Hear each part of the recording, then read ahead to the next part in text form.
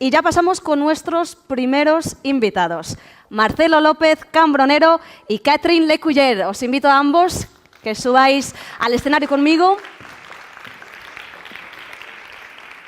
y os sentáis en el sofá. Aquí, por favor. Para conocer un poco más a Marcelo, Marcelo López Cambronero es profesor de filosofía en el Instituto de Filosofía Edith Stein y en la International Academy of Philosophy. Conferenciante, escritor, es el creador del método de educación a través de competencias Skills 21 y de la plataforma International To Do Education. Colabora en distintos medios nacionales e internacionales y ha sido galardonado con varios premios de ensayo. Dirigió el programa Meridiano Cero en Radio Nacional de España. Hoy llega a la Diputación de Málaga con Educar, acompañar hasta la plenitud posible. Adelante.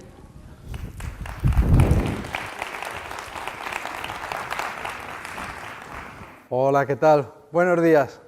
¿Cómo estáis? Bien, la verdad es que es un gusto estar en Málaga. Yo le agradezco a todos los patrocinadores, colaboradores y sobre todo a los organizadores y sobre todo a ustedes que estén aquí hoy con nosotros, porque la verdad es que uno llega a Málaga, yo vengo de fuera, y dicen, uno va a Escocia y es bonita Escocia, y Noruega es bonita, pero es que hace malo. Pero es que yo he aparcado el coche, el pabellón a un lado, enfrente del mar, amaneciendo, es un tiempo estupendo para ser febrero. ¿Verdad? Es verdaderamente un gusto estar con ustedes. Bueno, y vamos a hablar de educación. Yo siempre que tengo que hablar de educación, que hablo con relativa frecuencia, siempre empiezo con el folio en blanco y digo, ¿qué voy a hablar yo en 40 minutos de educación cuando la educación hoy en día está hecha un cisco? No estamos siempre hablando sobre educación. Siempre diciendo que hay que transformar la educación. Y yo creo que es verdad, que necesitamos transformar la educación. El problema es que no sabemos hacia dónde tenemos que transformar la educación y que tenemos un montón de preguntas que no acabamos de saber responder. ¿Cómo hay que transformar la educación? ¿Qué hacemos? ¿Introducir metodologías nuevas? Hoy está de moda introducir un montón de métodos nuevos, cada uno inventa un método, yo ya ha dicho la presentadora que también inventé el mío. ¿Y por qué inventamos métodos? Inventamos métodos porque no encontramos ninguno que realmente funcione, que realmente parezca estar adaptado a un mundo que ha cambiado aceleradamente, y a unos chavales que se han transformado y que no se parecen tanto a nosotros como creíamos. Y este es un problema. Luego también tenemos que vemos a los chicos que llegan con falta de inteligencia emocional, con falta de motivación, a veces con problemas de comportamiento, y decimos, bueno, esto tenemos que solucionarlo en el colegio. Vamos a poner clases de ética o de moral, vamos a poner educación para la ciudadanía, vamos a poner inteligencia emocional. A veces uno se pregunta, como si no tuvieran padres, ¿no? Bueno, pero tienen que tener padres porque alguien les tiene que enseñar lengua y matemáticas, ¿no? No, esto lo experimentamos todos los padres hoy en día. O luego, ¿para qué educamos? ¿Para el desarrollo personal o educamos más bien para que encuentren su lugar en el mundo profesional? ¿Desarrollo personal o encardinarse en el mundo profesional? Tenemos un verdadero lío con la educación. Fíjense, el otro día tenía que salir de casa y se quedaba mi hijo mayor y le dejo un móvil viejo y le pongo el WhatsApp para poder comunicarme con él desde una reunión. Y cuando estoy en la reunión voy a mandarle el primer WhatsApp y veo su estado de WhatsApp, el primer estado de WhatsApp que tenía mi niño. ¿Y saben qué había puesto en el estado? Había puesto, estoy confuso. Que yo lo leo y digo, pues yo también. Estamos confusos. Y claro, el problema, y tienen que tenerlo en cuenta ya para empezar, es que si fuera pedagogo, seguramente les hablaría de metodologías. O si fuera psicólogo, les hablaría de problemas que se pueden solucionar terapéuticamente, por ejemplo. Pero es que ya siento anunciarles, quien me invitó ya lo sabía, la responsabilidad quien toque, que yo soy filósofo. Y los filósofos creemos que hay que buscar las causas. Así nos han educado desde Aristóteles. Hay que buscar el porqué de las cosas. ¿Qué ha sucedido para que estemos donde estamos? Porque creo que si entendemos qué ha sucedido, cuál ha sido el proceso que hemos tenido en los últimos años para estar donde estamos, tal vez podamos saber cómo actuar y cómo afrontar una educación que sea adecuada para nuestro mundo, que sea adecuada para el mundo y para los chavales que tenemos nosotros hoy en el aula y en casa, porque la educación parece que siempre hablamos del colegio, pero desde luego empieza fundamentalmente en casa, empieza por los padres. Bien, vamos a hacer un pequeño viaje en el tiempo, pero muy cortito. Nos vamos a ir a mayo de 1968.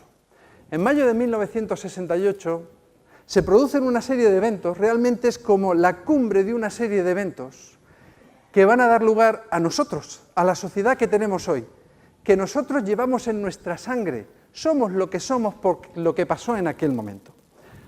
Si yo les hablo de mayo del 68, seguramente ustedes recuerden, desde luego no porque estuvieran allí, que somos todos muy jóvenes, sino porque lo hemos visto en la tele, que hubo unas movilizaciones en toda Francia, fundamentalmente en París, en realidad en toda Europa y en Estados Unidos con la guerra del Vietnam como bandera, la lucha contra la guerra del Vietnam, pero en París una serie de chavales, una serie de jóvenes universitarios toman la ciudad de París, toman el barrio latino, destrozan el barrio latino, se enfrentan con una violencia radical, brutal a la policía, son capaces de dominar ese espacio del territorio de París, llegan incluso a estar cerca de tomar el Parlamento. El general de Gaulle, que era el presidente de la República en aquel momento, tiene que huir del país para poner a salvo a su familia, para asegurarse que el ejército está de su lado. Es decir, fueron momentos tensos y graves. Pero a nosotros lo que más nos interesa son sus consecuencias. ¿Qué es lo que nos llega a nosotros? Porque en mayo del 68 fracasó. Ese general de Gaulle que huyó, al mes siguiente, en junio, consiguió una mayoría absoluta aplastante. Y el principal representante de los estudiantes, que era Alain Juppé, sacó un 1% de los resultados. Perdieron las elecciones, pero ganaron la batalla cultural. Y nosotros somos hijos del 68. Esto es lo que quiero que entendamos. ¿Qué somos nosotros? ¿Qué ha pasado en nosotros y en nuestros hijos para tener el problema que tenemos cuando hablamos de educación? Bien, imaginemos lo que es un padre de aquellos años de 1968, que tuviera 50, 55 años. Este padre habría nacido en la posguerra de la Primera Guerra Mundial. Habría vivido toda la posguerra en una Europa, pensemos por ejemplo un francés, en una Europa destruida, devastada. Después llegaron unos años mejores, enseguida el miedo de la guerra y la Segunda Guerra Mundial. Este hombre del que les estoy hablando lucharía en los desiertos de África o en los campos europeos o en alguna costa perdida del Pacífico y viviría en sus propias carnes la muerte de sus familiares, de sus amigos y el gran sufrimiento que es participar en una guerra.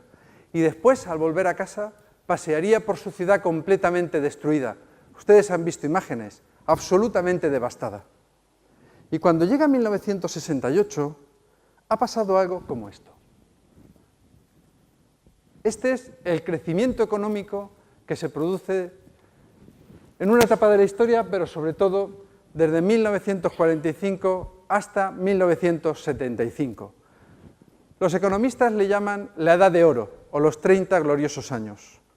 Un hombre de 1968 puede acercarse a su hijo y decirle: mira, hijo mío, tú no sabes lo que yo he sufrido, no puedes ni imaginarte por lo que yo he pasado. Y hoy, muchos años después, te puedo hacer el regalo que jamás hubiera podido soñar.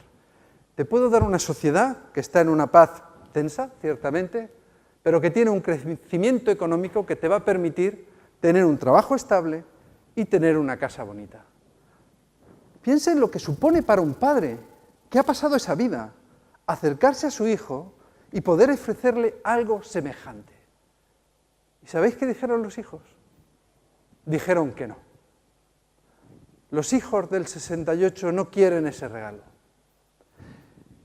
Durante el año 2017 y buena parte del 2018 lo pasé con mi mujer viajando por Europa y entrevistando a algunos de los principales protagonistas de aquellos sucesos de mayo del 68. Y todos nos decían lo mismo. Los padres habían construido la sociedad del bienestar, pero a cambio de esa sociedad les daban un mundo completamente determinado. Utilizaban unos y otros, de derechas, de la izquierda, hombres y mujeres, repetidamente la misma expresión. Era una sociedad asfixiante. ¿Y por qué era asfixiante? Porque los padres habían construido un sistema capitalista, lo que es en la Europa occidental, en el que el proceso de vida que tenían que seguir los chavales, las líneas de sentido estaban absolutamente marcadas y determinadas. El papel que tenía que hacer en la vida un trabajador, un profesor, un marido en su casa, una mujer en su casa, cómo tenían que vivir, estaba completamente establecido. Y ese paquete venía con el crecimiento económico, de tal manera que me contaban, no uno sino varios, que un chico o una chica que en 1968 fuera consciente de su linaje y de la situación económica de su familia, podía imaginar cómo iba a ser su vida con muchas probabilidades de acertar. Esos chicos de 1968 lo que quieren es ser protagonistas de su vida. Y es justo que quisieran ser protagonistas de su vida, como lo queremos ser todos.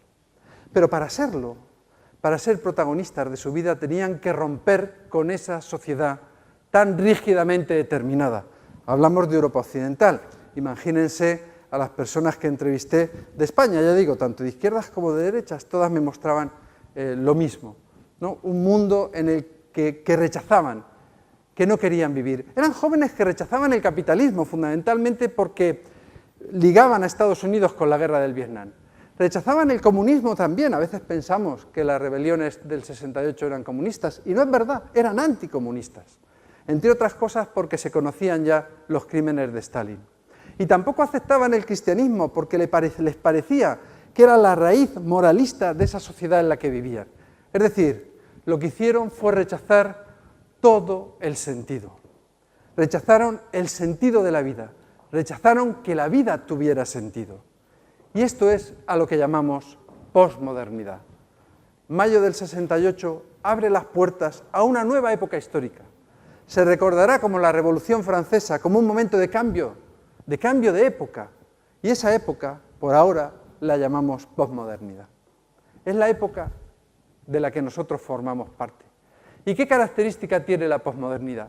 La característica fundamental es el escepticismo sobre que la vida tenga sentido.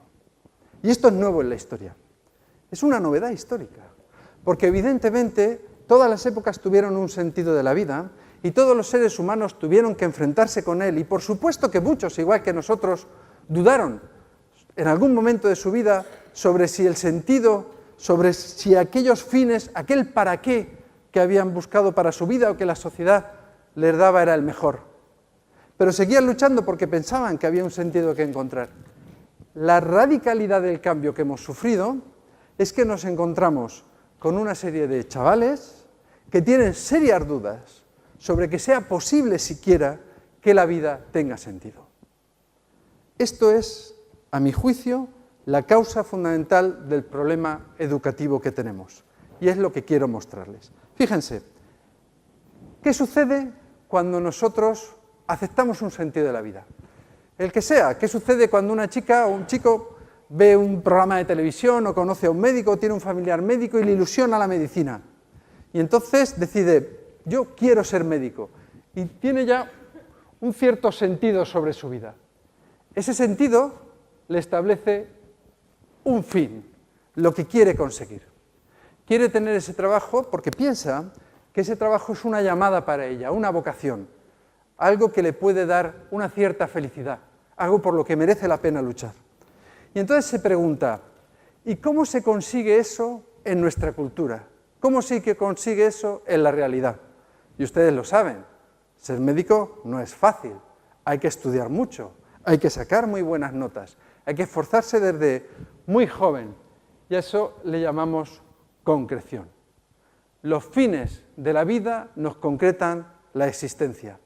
Si yo me levanto esta mañana y viene mi enamorado o mi enamorada a Málaga, en mi caso mi enamorada, a Málaga, pero lo digo para todos, y para celebrar este 14 de febrero, me levanto por la mañana sabiendo que va a llegar, me levanto ilusionado, me ducho, me arreglo, me pongo guapo el que pueda, yo lo más que hago es reconstruirme, y me presento con toda la ilusión, es decir, todos los pasos que voy haciendo en la vida, muy concretos, los caminos en aquello en que gasto el tiempo, en cada momento, se concreta en la realidad. Cuando yo tengo unos fines en la vida, la realidad se concreta. Y a veces la realidad es dura. Esto es lo que tiene la realidad. La realidad trae sufrimiento, dolor, los hijos qué bonitos son, dice un amigo mío que son parajódicos, fastidian un poquito, ¿no? La realidad a veces es difícil, eso es así, pero cuando nosotros tenemos fines, tenemos motivación para luchar, sabemos lo que queremos y aceptamos el esfuerzo que tenga que producirse cuando caminamos en lo real, porque hemos visto que la realidad es bella y que merece la pena luchar por algo. ¿Se entiende el asunto? Eso es lo que pasa cuando queremos algo. Pero ¿qué pasa? ¿Qué le pasa a nuestros niños? ¿Qué nos pasa a nosotros?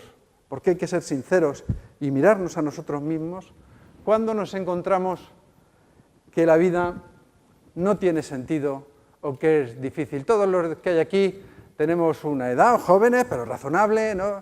Más de uno seguramente nos hemos levantado por la mañana, yo también, y abres los ojos y dices, ¡qué mierda! Sí, se ve que a él no le ha pasado, que se ríe. Pero ¿sabéis lo que es levantarse por la mañana, abrir los ojos, ver la luz y decir, ¡qué mierda! Que el tiempo que va a venir por delante hay que llenarlo y uno no sabe por qué, que prefería que no hubiera tiempo, quisiera seguir durmiendo, quisiera quedarse en la cama. Eso es una vida sin sentido. Y veremos que lo que pasa cuando uno no tiene sentido, ustedes cada uno mírenlo en su experiencia, ¿cómo? Cuando yo vaya describiendo qué es lo que sucede en la vida, cuando no tenemos un para qué, tiene mucho que ver con lo que sucede en una conferencia cuando alguien nos va a hablar de los problemas de la educación. Vamos a verlo. Primer paso, falta de motivación. Si no tenemos fines, nos falta la motivación. No tenemos por qué luchar. Vamos a hacer un ejercicio de imaginación. Quien quiera, no soy muy amigo de los happening, pero quien quiera cierra los ojos e imagina, se lo voy a poner muy fácil. Vamos a imaginar que nos levantamos por la mañana para ir a trabajar. Eso cualquiera, ¿no? Eso es fácil. Pero llegamos a un trabajo en el que no sabemos lo que va a pasar.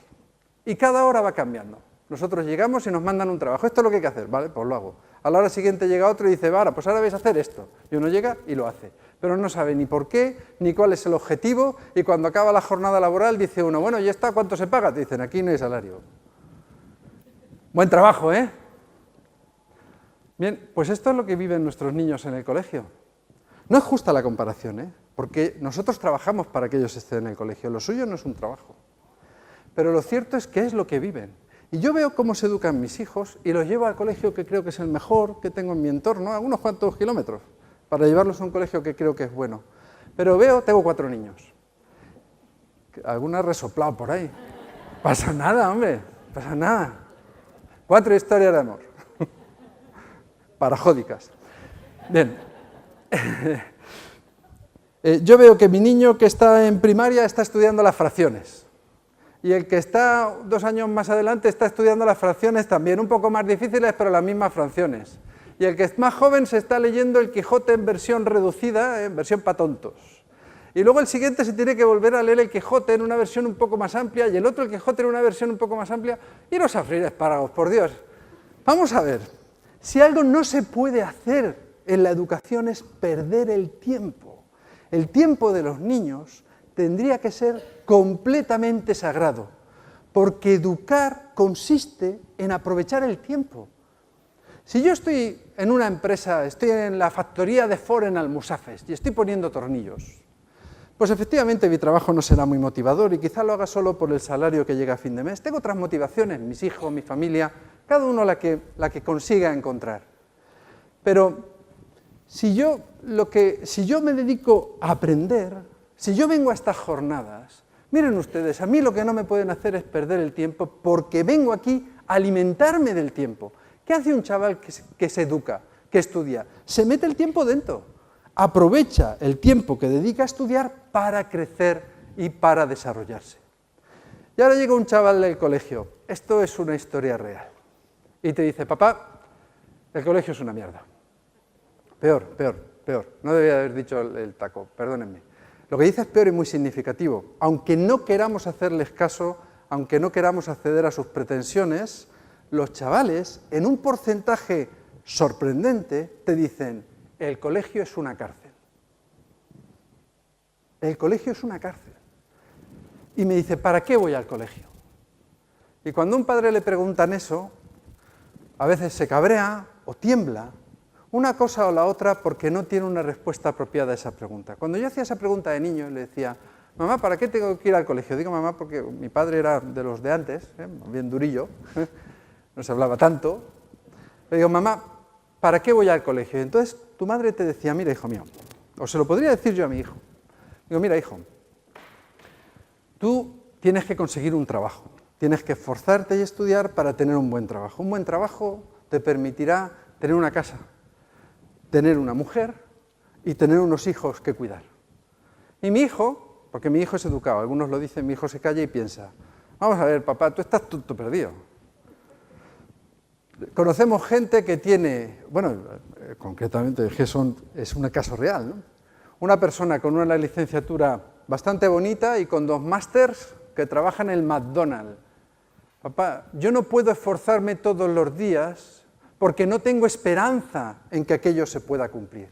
Pero es que te voy a decir más, yo no quiero tener una casa, yo lo que quiero es viajar, yo quiero estar por ahí, yo quiero estar un poco en cada sitio, quiero ver el mundo. Y tú te has casado, pero mira, yo no creo en el amor verdadero, papá. Yo no creo que haya un amor para toda la vida. Yo veo que un montón de mis compañeros, sus padres se han separado, se han divorciado y que las relaciones tienen fecha de caducidad. Y te voy a decir más, papá, es que no creo que merezca la pena hacer esto hora tras hora porque no sé el para qué, cuál es el objetivo. Miren, nosotros nos quejamos mucho de los chicos en la educación, pero creo que no hay ningún estudio científico que diga que la generación de nuestros hijos ha sufrido algún tipo de mutación antropológica. El problema no está en ellos, el problema está en nuestra cultura. Esa cultura que nace y que los educa desde que son pequeños para que sean escépticos, para que tengan dudas sobre si la vida tiene sentido. Y cuando esto pasa, falta motivación. O tendrían ustedes mucha motivación en el trabajo que les he contado. A lo mejor aguantan hasta que les digan que ya no hay salario. ¿Qué más pasa en una vida sin sentido? La desorientación. ¿En qué consiste la desorientación? Básicamente en que no hay donde fijar el deseo. No hay un lugar grande donde fijar el deseo. Nosotros deseamos por cuestiones miméticas. Nuestra manera de desear es muy sencilla. Están los adolescentes juntos y uno le da así en el codo a otro y dice, mira a esa chica, y el otro... El deseo es mimético. Tú deseas lo que los demás desean. Tú deseas lo que los demás te muestran que es deseable, que merece la pena. Y los chicos de hoy ven que el deseo de sus padres es pequeño, y el de sus amigos, y el de sus hijos, y el de sus conocidos, y el de los amigos de sus padres, y sobre todo ven en la tele aquello que hay que desear. Y nos lo ven a nosotros también. ¿Qué hay que desear? Lo que hay que desear son objetos y productos de consumo. Como tenemos el deseo en nuestro corazón, como quisiéramos soñar que la vida merece la pena, pero vivimos en un mundo en el que eso está prohibido, en el que hay un escepticismo de raíz sobre que realmente eso merezca la pena. Tenemos que apocar nuestro deseo. ¿Y cómo apocamos nuestro deseo? Bueno, pues no seré yo el primero que ha ido al Corte Inglés un mal día, no a comprarse una tele, o que se ha pasado en Amazon. ¿Por qué? Porque el consumo te dice, mira, vas a desear esto, el próximo iPhone. Y es verdad, y tú ya lo sabes, que ese deseo te va a durar, o sea, que la satisfacción de tener el nuevo iPhone te va a durar un poquito de tiempo, te va a durar un par de semanicas. Pero el sistema capitalista, el sistema hiperconsumista en el que vivimos, te asegura que va a haber otro iPhone, y otra cosa, y que el número de productos, de viajes, de ofertas, para que tú puedas ir fijando tu deseo en una cosa detrás de otra, prácticamente tiende a infinito. Y nos hemos acostumbrado a fijar nuestro deseo en esos objetos que no van a satisfacer nuestra felicidad, no son más que paliativos de la melancolía. Son paliativos de la melancolía. Son ese cigarro que se fuma el fumador para quitarse los nervios sabiendo que dentro de media hora va a necesitar otro, porque no le va a dar satisfacción. Pero cuando a nosotros se nos ha dicho que no podemos desear lo grande, que tenemos que desear lo pequeño, eso es lo único que tenemos. ¿Cuál es el resultado? Más desmotivación. Más desmotivación. Para esto es la vida, para consumir esto. Y luego nosotros, como somos como nuestros hijos, llega el niño, saca malas notas y le dice, mira niño, Si apruebas todas la próxima evaluación, te compro la PlayStation 4. Y el niño dice, claro, es que esto es la vida. En esto es en lo que consiste la vida. Para eso es por lo que hay que estudiar. Y viene la crisis de autoridad. Estoy cansado. Hace poco leía, además de un amigo mío, un artículo de prensa y me enfadé. Estoy cansado de que digamos una y otra vez que a los profesores hay que devolverles la autoridad. ¿Dónde la venden? Donde haya yo voy y compro 2 o 3 kilos. ¿Dónde está la autoridad para comprársela y devolvérsela a alguien? Lo que le podemos dar a los profesores es poder, es decir, elementos coactivos para utilizar en el aula, pero eso no es autoridad. De hecho, la coacción se utiliza por parte de aquellos que no tienen autoridad. Pero la culpa no es de los profesores. Hay profesores ciertamente que se ganan la autoridad, pero no podemos exigir a todos los profesores que sean extraordinarios profesores. El problema viene de otro lado. Autoridad, en latín, viene de autoritas, que es el que hace crecer, el que acompaña en el proceso del crecimiento, el que te acompaña a conseguir los fines que quieres conseguir. Pero si no tenemos fines, si no tenemos motivaciones, no confiamos en que haya nadie que pueda realmente acompañarnos a ningún lugar. Pero además muchas veces va el niño y se encuentra con que realmente no hay nadie que le acompañe a ningún lugar. Os cuento un ejemplo, tengo que ser rápido, Os cuento un ejemplo rápidamente. Hace 1 año y pico, una empresa me ofreció hacer el siguiente curso. Consistía en que yo me ponía delante de una cámara y me grababan. Que salía mal, me grababan otra vez. Que salía mal, me grababan otra vez. Hasta tener la clase perfecta. Conmigo lo tenían muy difícil, pero bueno, ellos tenían tesón. Hasta conseguir la clase perfecta. Y una vez que tenían la clase perfecta, ¿para qué necesitan al profesor? Ya la tienen en vídeo y los chavales la ven. ¿Cómo concebimos la educación? No necesitamos al profesor. Si el profesor no es una compañía, si no es alguien que haga crecer, ciertamente podríamos tener un robot de Internet. Más cositas. Evasión de la realidad. Yo esto lo veo con mis niños y me llama la atención y habría que pensarlo. Cuando mis niños se ponen un juego de la PlayStation 4, están emocionados por ver qué pasa después, por superar fases, por seguir la historia. Porque es que resulta que ven que los juegos de la PlayStation, en otras cosas, hay un camino que seguir, hay una historia, hay un fin, y en la realidad no lo ven. No ven que en la realidad estén haciendo las cosas siguiendo un camino, llegando hacia algo que merezca la pena, y prefieren el mundo virtual. A veces pensamos que nuestro mundo está cambiando por las tecnologías, y no es verdad. Nosotros estamos haciendo mucha tecnología y haciendo el mundo muy virtual porque huimos de la realidad y porque queremos más y más productos de consumo. Bueno, y por último, que tengo que ir deprisa, la falta de inteligencia emocional. Este es un elemento radical. La inteligencia emocional se produce cuando el niño crece en un ambiente en el que pasa una cosa muy sencilla. Tiene la seguridad de que hay alguien que le ama para siempre, pase lo que pase y haga lo que haga. Los psicólogos le llaman el ancla emocional. Suelen ser los padres, después también a veces se añade la pareja. Los niños tienen que saber que hay alguien que les quiere a ellos y que ama la vida y que les ayuda, mirando a esa autoridad, a relacionarse con el mundo. La falta de inteligencia emocional no es otra cosa que la dificultad para acercarse al mundo, para entender la realidad, porque la realidad impacta con nosotros, viene cabalgando en emociones. Si no entendemos cómo llega la realidad a nosotros, no podemos relacionarnos con ella. Y tenemos niños que tienen como procesos de autismo, tienen dificultades para entenderse así, para entender a los otros y para ver lo bello que es el mundo. Bien, ¿cómo sería educar con sentido? Perdón. Perdón, voy a volver para atrás. Bien, ¿cómo sería educar con sentido? Bien, vamos a hacer un pequeño giro. Y en lugar de seguir el proceso orientado al desarrollo personal, como he estado hablando hasta ahora de la educación, vamos a ver otro aspecto que es fundamental en la educación, que es la incardinación en el mundo laboral. Y a partir de ahí vamos a entender qué significa educar con sentido para el mundo profesional y para el mundo laboral. Vamos a verlo a través de un vídeo de Nuria Esparza, que es la directora de atracción de talento de la multinacional Adecco en España. ¿Qué es lo que quieren las empresas de nosotros? nosotros hacemos mucho énfasis también, y le decimos a los candidatos, para nosotros el tener el título es la base, ¿no? Es decir, al final esto es algo prácticamente que si es un requisito para ejercer un puesto de trabajo, pues para ser consultor de selección probablemente nos pidan el ser psicólogo, ¿no? Por ejemplo, yo soy psicóloga, pero esta es la base, es decir, en el momento en el que partimos de pues cientos quizá de candidatos en una oferta que tienen la misma licenciatura, a partir de ahí lo que evaluamos son esas competencias, ¿no? Y es que hayas adquirido pues de una u otra manera, o con prácticas, o con tu experiencia anterior, o con experiencias profesionales de cualquier tipo, esas competencias para desarrollar el puesto de trabajo y, por supuesto, esa actitud, ¿no? Que para nosotros, como te decía al principio, es completamente necesaria para ejercer con éxito cualquier puesto de trabajo. Bien.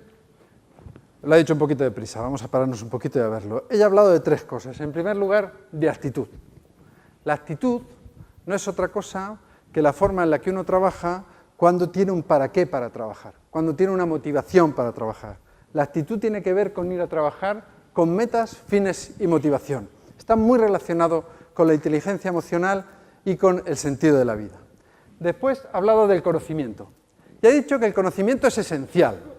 El conocimiento es esencial, pero tiene un pequeño problema hoy en día. En primer lugar, como ella ha comentado, no es diferenciador.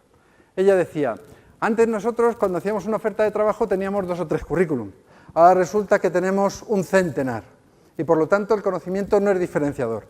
Si necesito un consultor, un psicólogo, me encuentro con que tengo un montón de personas con los conocimientos necesarios para hacerlo.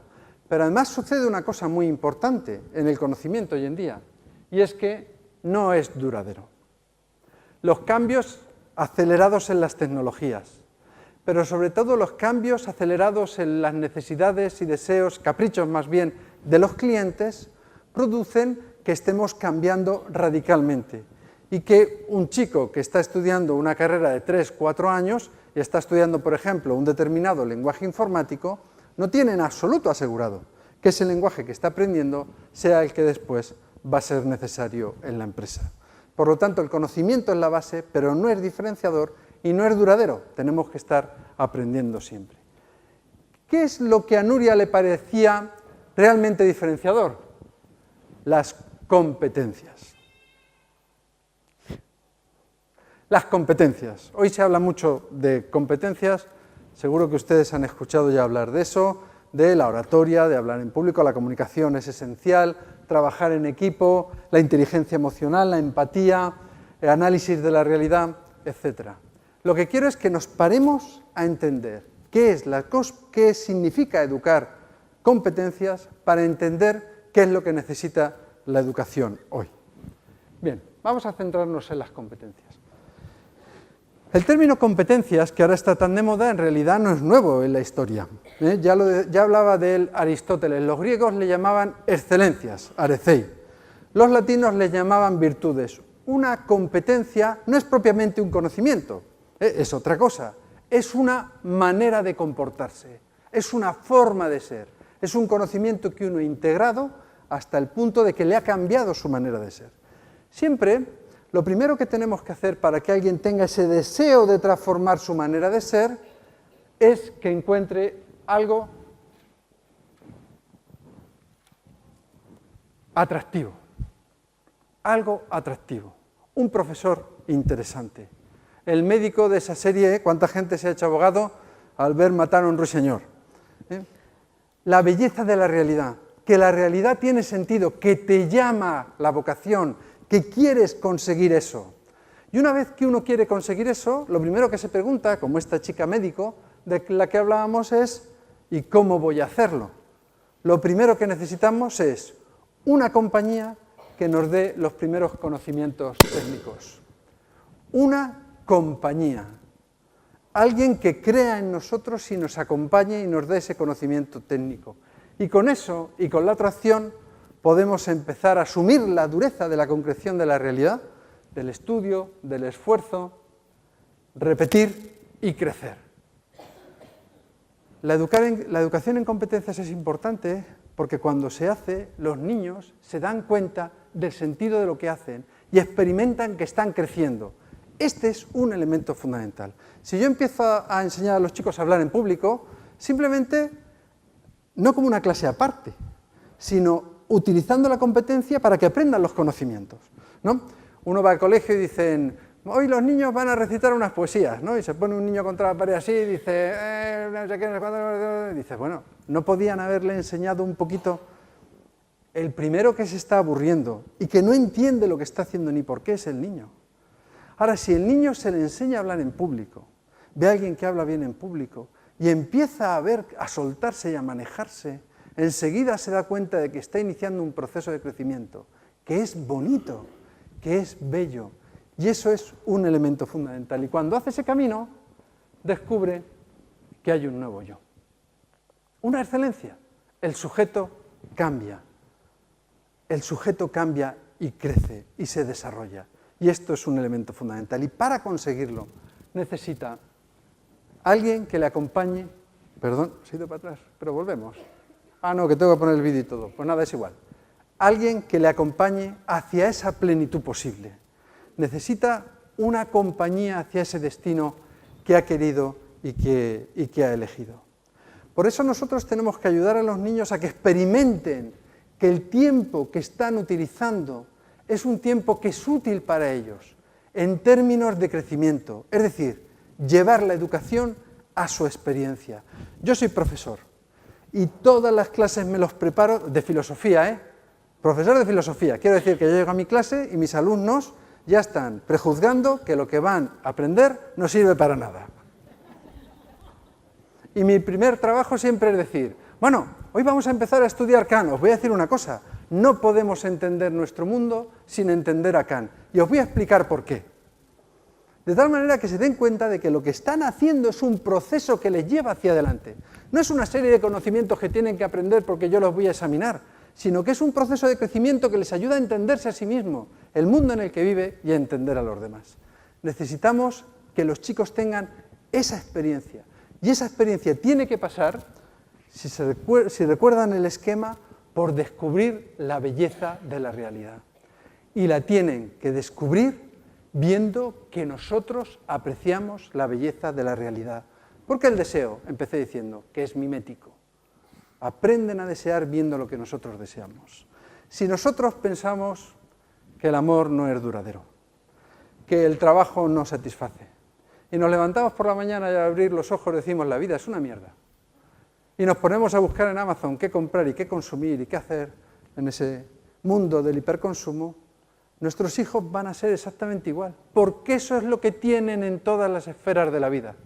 Por eso, si queremos cambiar la educación, lo primero que tenemos que hacer es descubrirles el sentido y la belleza de la realidad, que aquello que tienen que estudiar merece la pena, que les va a ayudar a crecer y que lo experimenten, no solo teoría, sino que lo experimenten, que lo comprueben ellos mismos, y después tienen que saber, y se lo pido de verdad de corazón, para sus hijos y para toda la sociedad, que es cierto que la concreción de la realidad es dura, que sufrimos.